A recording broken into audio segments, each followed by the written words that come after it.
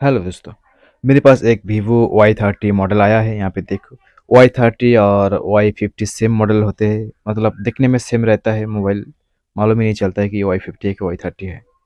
तो मॉडल से कुछ मतलब नहीं है। आपका अगर Y50 है फिर भी मेरा ये वीडियो देखो।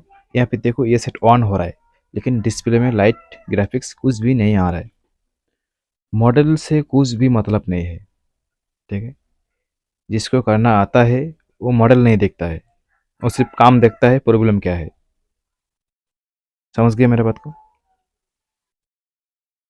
मेरा कंप्यूटर आज में ऑफ था तो मैंने वर्नियो में चेक नहीं किया, और मुझे लगा कि ये चार्जिंग ऐसी का यहाँ पे लाइट ऐसी ग्राफिक्स ऐसे होना चाहिए था, लेकिन यहाँ पे नहीं है। तो मैंने इस टीना को गलती से निकल दिया है। तो छोड़ो, ये सब कोई मतलब नहीं है। काम का बात करते हैं ना। तो यहाँ पे ग्राफिक्स ऐसी लाइट ऐसी कुछ भी नहीं है।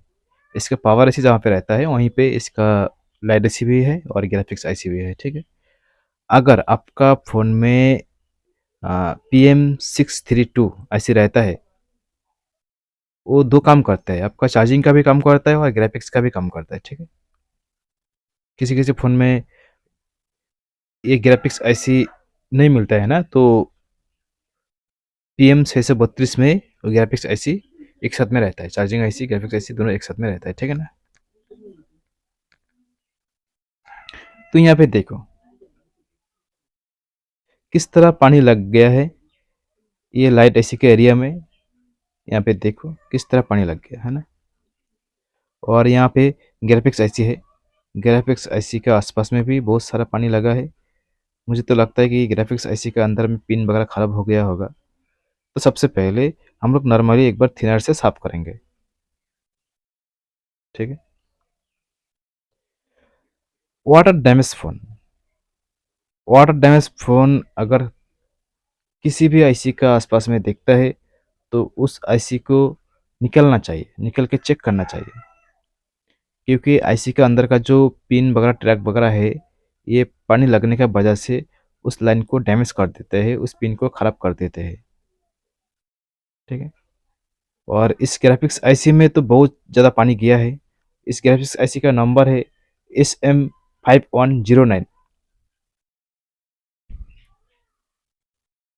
इसकी जगह अब दूसरा आईसी नहीं लगा सकता है, आपको सेम नंबर का लगाना पड़ेगा।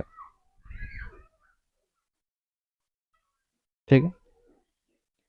तो यहाँ पे देखो ऐसे मैंने निकल दिया, और अंदर की तरफ देखते हैं। यहाँ पे देखो किस तरह फंगस लग गया है। थोड़ा सा मदरबोर्ड को सर्विसिंग करके और आईसी का जो पिन देखा हमने जिसमें फंगस लगा है, उसको भी चेक करेंगे क्या ये पिन सही है क्या नहीं है। ठीक है, यहाँ पे देखो ऐसा लग रहा है कि बिल्कुल पिन ओके है। ऐसे लग रहा है, यहाँ भी मालूम चल जाएगा आपको। यहाँ पे देखो एक पिन निकल गया, यहाँ पे देख लिया आपने। तो मालूम ही नहीं चलता है ना, वाटर डैमेज फ़ोन में ऐसा ही होता है। तो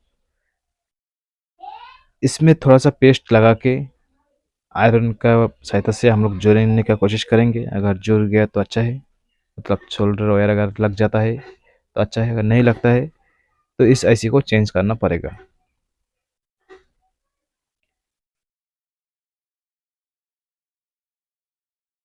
एक भी पिन अगर डैमेज रहेगा तो आपका आईसी काम नहीं करेगा। ठीक है, क्योंकि इस आईसी में आपका वोल्टेज आता है 3.7 वोल्ट। ये वोल्टेज काफ़ी स्ट्रांग रहता है, इसलिए ये पिन आपका डैमेज हो गया है। जिसमें ज़्यादा वोल्टेज स्ट्रांग रहेगा वाटर डैमेज में, उस लाइन बहुत ही जल्दी डैमेज होगा। और इस आईसी में आपका -6 वोल्ट भी होता है और +6 वोल्ट भी होता है। माइनस प्लस दोनों मिला के लगभग हम लोग का 12 वोल्ट यहाँ पे बनता है इस आईसी में। पिन निकलने का कोशिश किए लेकिन पिन बाहर नहीं निकला, आईसी को चेंज करना पड़ा। तो इसमें थोड़ा सा अगर पानी लगता है ना तो ये आईसी बहुत ही जल्दी ख़राब होता है। मैंने बहुत सारे फ़ोन बनाया है, अगर ग्राफिक्स आईसी के आसपास में थोड़ा सा ही पानी लगता है तो ये बहुत जल्दी ख़राब हो जाता है। क्योंकि इसमें माइनस प्लस वोल्ट भी होते हैं और 3.7 वोल्ट भी होते हैं और एक्स्ट्रा 5 वोल्ट भी होते हैं। तो इस आईसी में बहुत ज़्यादा प्रेशर रहता है। ठीक है ना।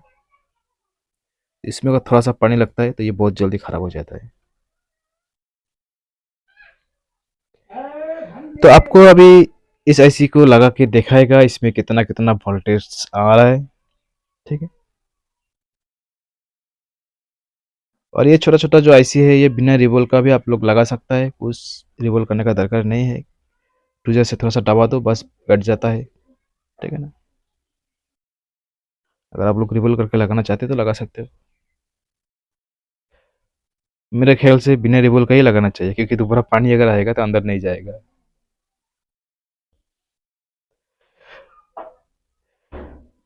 तो यहाँ पे देखते हैं, अभी मैंने ग्राफिक्स आईसी को लगा दिया है और देखते हैं क्या इसमें अभी लाइट आ रहा है क्या नहीं आ रहा है, ग्राफिक्स आ रहा है नहीं आ रहा है, ए टू ज़ेड देखेंगे, है ना?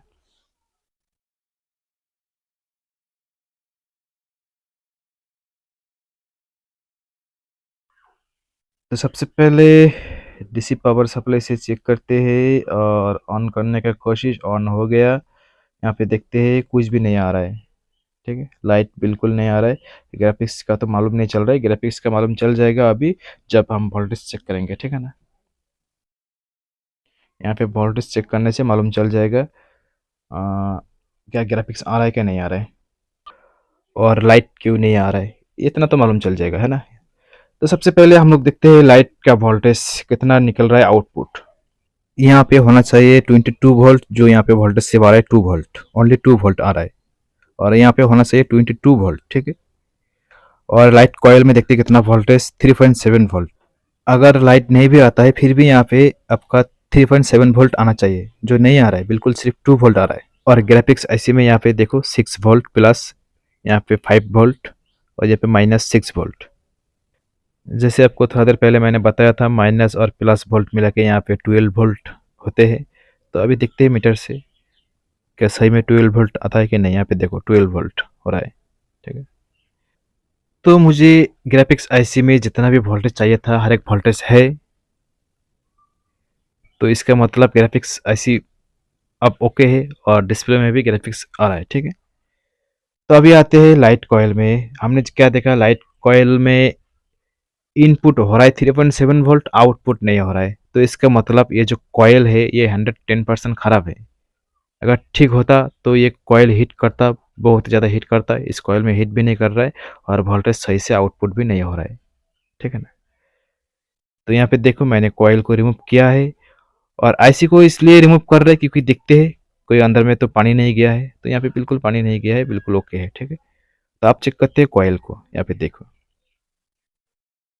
जैसे मैं श्योर हूँ 110% ये खराब है, तो यहाँ पे देखो बिल्कुल खराब है क्योंकि हम लोग का वोल्टेज नहीं मिल रहा है ना बाहर में। इन तो हो रहा है लेकिन आउट नहीं हो रहा है। अगर लाइट नहीं भी आता है ना फिर भी आपका आउटपुट में 2 वोल्ट नहीं, मिनिमम 3.7 वोल्ट होना चाहिए, जो नहीं आ रहा है। ये कॉयल खराब है बोल के नहीं आ रहा है। अभी फटाफट कॉयल को चेंज करके आपको दिखाएगा। जैसे सैमसंग का जो भी फ़ोन है उसका अगर चार्जिंग आईसी जहाँ पे रहता है ना, यहाँ पे एक कॉयल रहता है, यहाँ पे देखो इस तरह का। ये कॉयल आपका यहाँ पे चल जाएगा। जितने भी सैमसंग का मदरबोर्ड है वहाँ से निकल के आप लोग लगा सकता है, यहाँ पे चल जाएगा, कुछ दिक्कत नहीं है।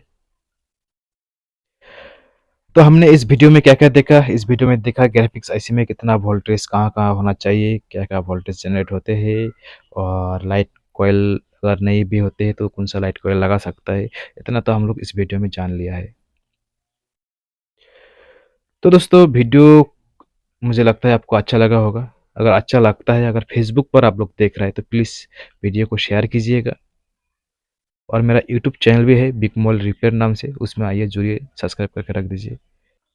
और जो भी भाई पहले से सब्सक्राइब करके रख दिया है, उनको मैं दिल से थैंक्स बोलना चाहते हूँ। तो दोस्तों अभी ऑन करते देखते हैं, क्या सही में लाइट आ रहा है क्या नहीं? यहाँ पे देखो बिल्कुल लाइट आ रहा है, ठीक है?